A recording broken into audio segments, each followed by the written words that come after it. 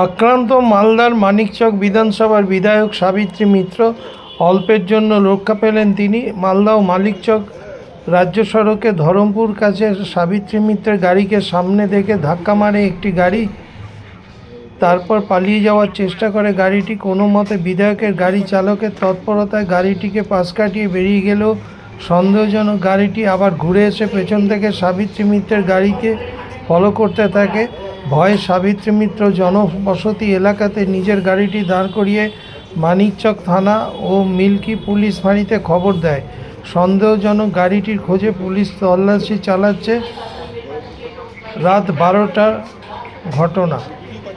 আমি তখন আমি আর গাড়ি থেকে আমি বাড়ি থেকে চলে আসি মিল্কি ঢুকার একটু আগে দিকটাই মানে 3-4টা বলবো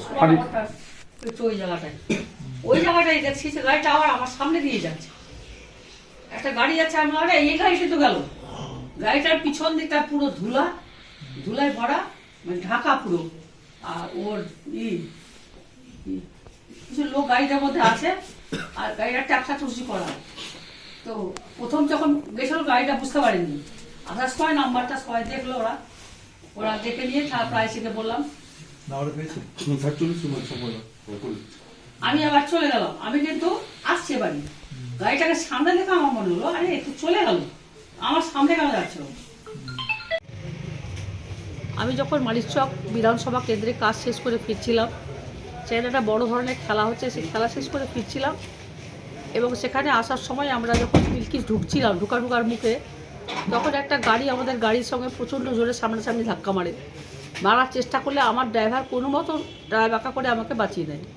তারপরে আমরা সোজা চলে আসি। তারপরে দ্বিতীয়বার আবার দেখি সেই গাড়িটা আমার সামনে।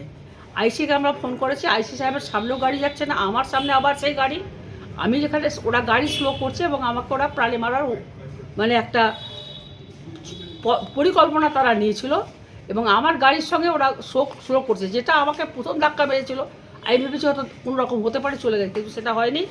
এবং আমার প্রাণটা সংশয়ের মধ্যে, মানে আমার প্রাণটা নিয়ে আমি এখন ভাবছিলাম যে আজকে একটা ইনসিডেন্ট ঘটতো। এটা আমার মাথায় আছে আমার 40 বছর অভিজ্ঞতা থেকে। আজকে আমি যেটা বুঝলাম যে ওরা অনেক বেশি ট্রেন ছিল, আমার সিকিউরিটি ছিল। আমি দাদার আইসিকে বলি এবং তৎক্ষণাৎ আমি আমার গাড়ি ওর গাড়ি যখন আমার গাড়ির সামনে দেখি, ফিরে গিয়ে আমি আবার নিজের এলাকার দিকে আমার থানার দিকে চলে যাই। এবং আমাদের আইসি, ইংলিশ বাজার আইসি, আমাদের এসপি সাহেব সবাই মিলে তৎপরতার সঙ্গে আমাকে ওনারা করে বার করে দিয়েছেন। আমি বাড়িতে আছি, কিন্তু এখন অবধি গাড়িটাকে ওরা খোঁজাখুঁজি করছে। সব কিছু আমরা এসপিকে সব কিছু দিয়েছি, গাড়ির নাম্বার গাড়িটা খোঁজাখুঁজি চলছে। এই অবস্থায় আমার প্রাণ এখন সংশয়ের মুখে। এবং আমার এতটা আমি অভিজ্ঞতামূলক কাজ করি, এত রাত 10টা 12টা 1টায় বাড়িতে আসি, এরকম জীবনে আমার হয়নি। ব্যক্তিগত আমার কোনো শত্রু নেই।